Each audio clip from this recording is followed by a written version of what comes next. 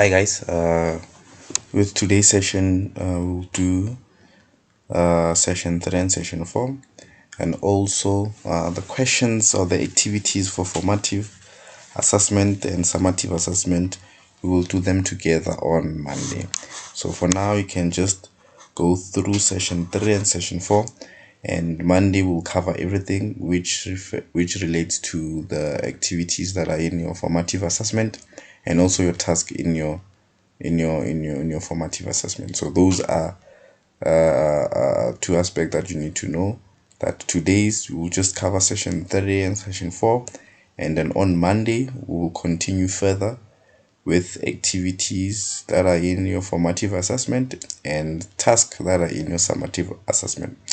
So the title for session 3 for the unit standard 7468 is investigate various aspects of cost and revenue. So let's move on to slide 15. What are cost and revenue? Revenue is any money that a business makes from selling its goods and services, whereas costs are anything that a business pays for. Business need revenue to ensure that they can maintain their day-to-day operations and pay any business cost they have. So let's look at the examples of a revenue for a web designer. A fee for designing a website is a revenue, and also a fee for maintaining or updating a website is also a revenue. And also we can just add from that example as a consultant, let's say an IT consultant, a fee to consult or diagnose the environment, that also is a revenue. So moving on to slide 16. A cost is anything that a business has to pay for. All businesses have costs that need to be paid regularly. Examples of cost for a business include rent, bills, raw materials, staffing cost, petrol, and postage. Costs are split into three main categories: fixed, variable, and total cost. I just wanted to add examples of cost that business has to pay for. For example, also we also have as a consultant, you need to pay people that you collaborate with in terms of as an IT consultant. Let's say maybe you were given a task and a business or one of your clients requires you to pay for or do a job in terms of installing a LAN in a network.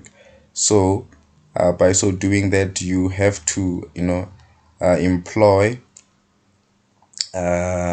people or employees or people that you collaborate with in terms of making that project. So the cost for you as a consultant is paying those people.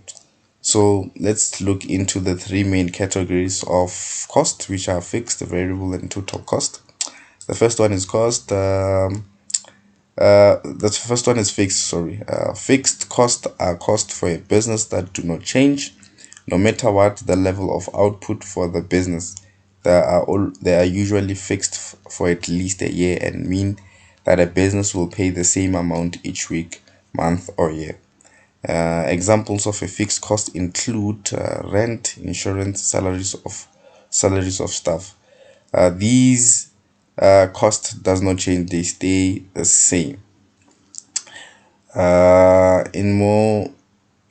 In some instances, you may find that as an IT consultant, there are fixed costs that you have to buy. Like for instance, you have rent out a place where you will have to, those offices will be your headquarters where you will do your day-to-day businesses, where you will remotely assist your clients.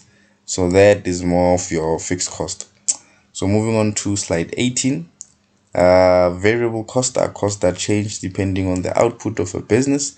These costs are dependent on how much a business produces or sells.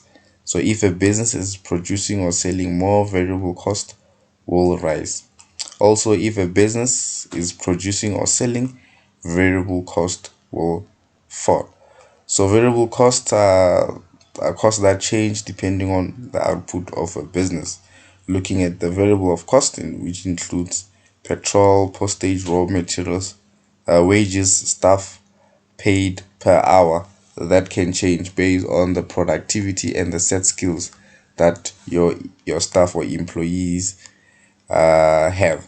So you may find that your employees for the first year they were getting per hour 15 rand, and now in the second year, based on the set skills, they've gained set skills on the current uh, position that they occupy. So that will change because of now they possess a different set of skills, and now they produce more in terms of the services. So they'll have the staff paid per hour will change. And lastly, let's look at the total cost. So total costs are fixed and variable costs for the business added together, giving the total overall cost for the business. So the calculation for total cost is you'll take the fixed costs, you'll add it with the variable cost. So for example, if a business has fixed cost of 18,500 and a variable cost of 9,250, their total cost will be 18,050. The total cost will be 27,750 because of you would have added the fixed cost, which is 18,500, plus the variable cost, which is 9,250, which will give you 27,750. So that's how you go about in terms of calculating in terms of the total cost. So the total cost is the fixed and the variable cost for the business added together. So these are the three distinct things that comes from cost. The three main categories that comes from cost. Remember, cost is split into three main categories, which is fixed, variable, and total cost. Total cost is the addition of fixed and variable, and cost is anything that the business has to pay for, and also a fixed a fixed a fixed variable. A fixed cost are costs for a business that do not change no matter what the level of output is. So those are the three main categories of cost. So let's move on to slide 20, the cost of running a business. So when you are asked about the hourly cost to run your business, the first thing you might think is that your hourly pay rate is, someone in retail may think this is enough. Many people who run services businesses do not think in terms of hourly cost. This is the same item that I've touched base in terms of have an employee having a set of skills, and in a certain year they were earning a certain rate, and because of the following year they equipped themselves with certain skill set. Now their hourly rate will change, will be variable, will be a variable cost because of now that individual possesses has added different set of skills. So let's look at the slide 20 on the points that I've included based on the cost of running a business. Point number 2, there is a simple formula which can easily determine the hourly rate to keep the business open. So the formula below uses 4 parts to come up with the hourly cost to run your business. So we've got your pay plus your overheads plus your profit margin divided by working hours. So that will give your hourly cost. So let's look into slide 29, the pay. This is the hourly cost to pay yourself to run your business, or what you would pay an employee to do your job. And overhead, this is the amount needed to keep your business running properly. To find the hourly cost of your business overhead, you will need other numbers as well. Moving on to slide 22, Now, the profit margins are the amount above basic operating cost to build revenue. Figuring your profit margin is accomplished by using a percentage, which is based upon the sum of the previous two items above. And also, we've got the working hours. To find the hourly working the hourly to find the hourly cost to run your business, you will also need your hourly pay, but you also need to calculate an approximate number of hours of work each week. So let's look at an example of cost of running a business. A small super tea bakes a rye bread, and it sells it for 12 rand per loaf. It costs the company 7 rand per loaf to produce the bread, and the company has to add an additional 1 rand 20 cent in tax. So you need to determine the superator's profit margin on the rye bread and correct it to one decimal place. So how do you go about doing that? The formula is you need to take the formula of the profit margin, which equals to net divided by net salary by salary net salary revenue. You'll take the net salary review is 380 divided by 12, and it's 12 rand minus 7 rand minus 180. That's how they got the 3 rand 80. So how did they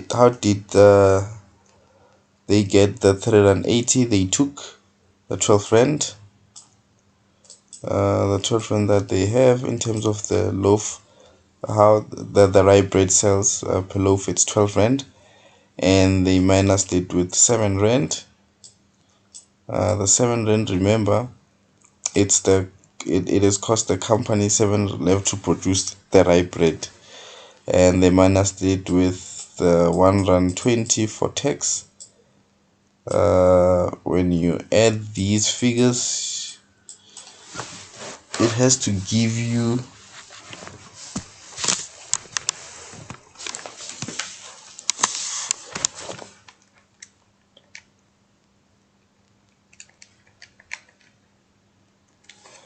308.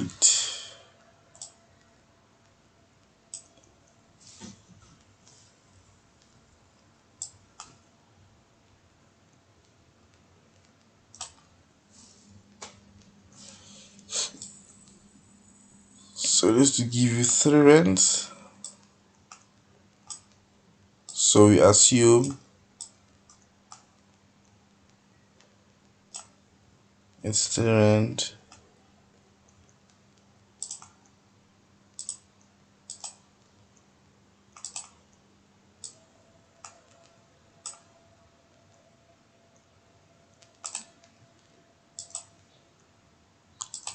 Third and 8, so therefore your answer is 3 rand. So they took the 3 rand divided by 12. 12 represent 12 months.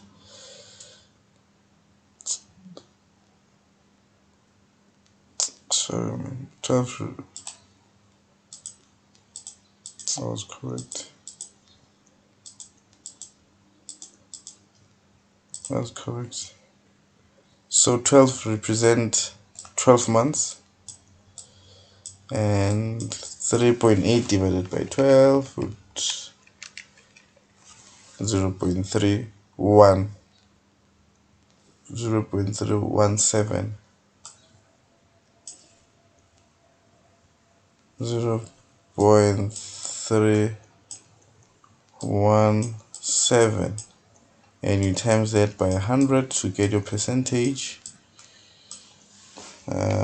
Times 100, and that will give you 3.7. Therefore your answer will be 31.7%. That's how they got the profit margin. And number 2, the bakery down the road from the Superity sells rye bread at 10 rand 50 per loaf. So it costs the bakery 6 rand 30 per loaf to produce the bread plus the additional 120 in tax. So which company makes more profit on their rye bread? Give a reason for your answer. So they sell 10 rand, so you use the same approach. So you'll take the 10 rand 50 minus 6 rand 30 minus 120 for tax. That will give you 3 rand, and you take the 3 rand, you divide it by the 10 rand 50. Remember, now in this instance you're looking for the company that makes profit. So sorry man, I made a mistake. The 12 is not for the number of months. It's you divide the 12 is the actual the bread, right? And the company which sells the bread for. So per loaf, it's the price of the bread. Sorry, my mistake.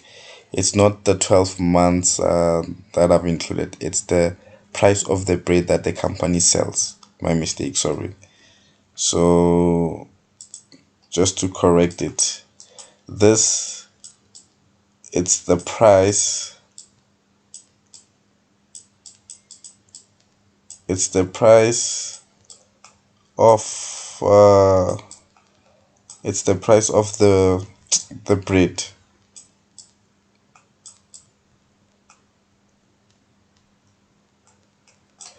It's the price of the bread. So for number 2, you'll use the same approach.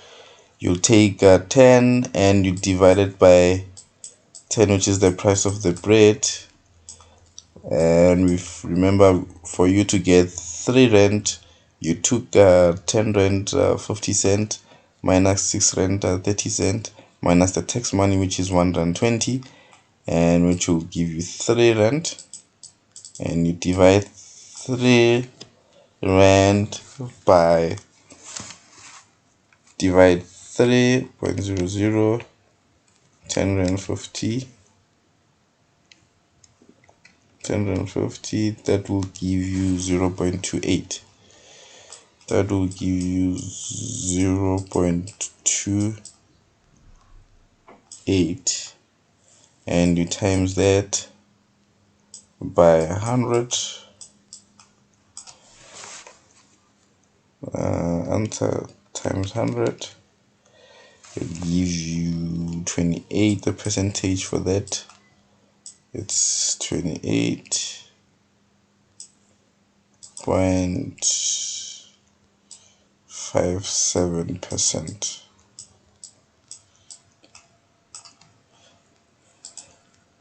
So the Superit makes a higher profit on the rye bread because of they have a 31%. So explain how the company with the lower profit can adjust its pricing to make the same profit as its competitor. So production tax and the tax off cannot be changed. So the bakery will have to sell its hybrid at the higher price to increase its profit margin. So that's how you go into the other company. In order for them to increase its profit, they'll have to sell the rye bread at the higher price. So that's it in terms of the example for session 3. As I've said, activities from your formative assessment and task from your summative assessment, we'll tackle them on Monday. So for now, we went through session 3 and its example in terms of the cost of running a business. More especially this example, there's a similar example in your learner workbook, which we will do on Monday, and we'll just go through the most important questions and be able to attempt those activities. Moving on to slide 24, session 4, The title of session 4 is Uses Mathematics to Debate Aspects of National and Global Economy. So what I've done, I've actually extracted the compound interest in terms of how you can convert when you are given a equation where you'll have to use logs in it. So that is much more important in terms of what you'll be asked on your activities and your summative. And let's look into finding the length of the investment or loan. So we use the compound interest formula, which is the amount, the future amount, and the present times 1 plus interest times the number of years to determine the term of the investment or loan. So if we invest in an amount and know what the interest rate is, then we can work out how long it will take for the money to grow to the required amount. So in this instance, how they've done it in terms of so this is the formula. So let's redo this practically. So what they've done, based on the formula that we're given, 1 plus I to the power n. So in order for you to remove, you need to divide everything by p. Divide everything by p. P will cancel p, and you have a and p, which will give you 1 plus I to the power n. And as you can see, this is the same. This n is to the power. It's to the power. So what now you can do is use logs. So we've got log a over p equals to log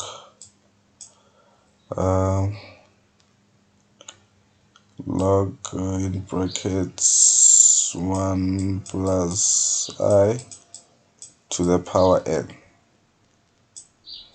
So there is a rule for log. I'll just explain it shortly.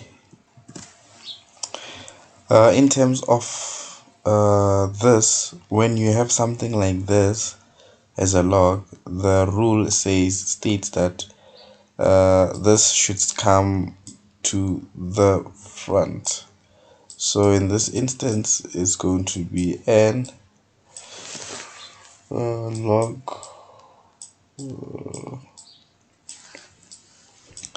1 plus and log a and p.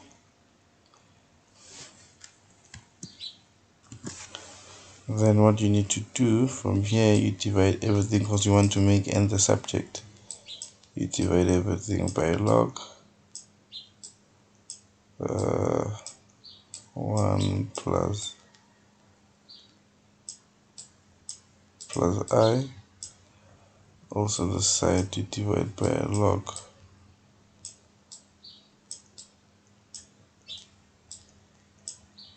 1 plus I, and this will cancel this, and will be log, the answer will be log a divided by p over log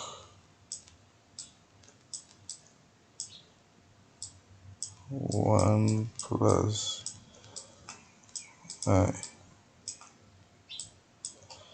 So that will be the answer. So that's how they went about in terms of, getting in. So a in an example, you'll be given values where you'll have to substitute your values like your P and your A, and also you'll be having your interest rate. So you'll just have to substitute the values for P and A and just follow this approach. Then it will be much more easier to get your N. So in most cases, that's how we trying to find the number of years, and we are not given. So that's how you go about in terms of using logs. So that's it in terms of session 4. So on Monday we'll just continue off with the activities for all your formative assessment and summative assessment. So on Monday we will just cover all the activities and we'll tackle most of them. And together with that activity that I've promised that I will share a video with, we'll start with that one also and continue off with the ones from your summative and formative. So that's it for today's session. Thank you very much. See you on Monday.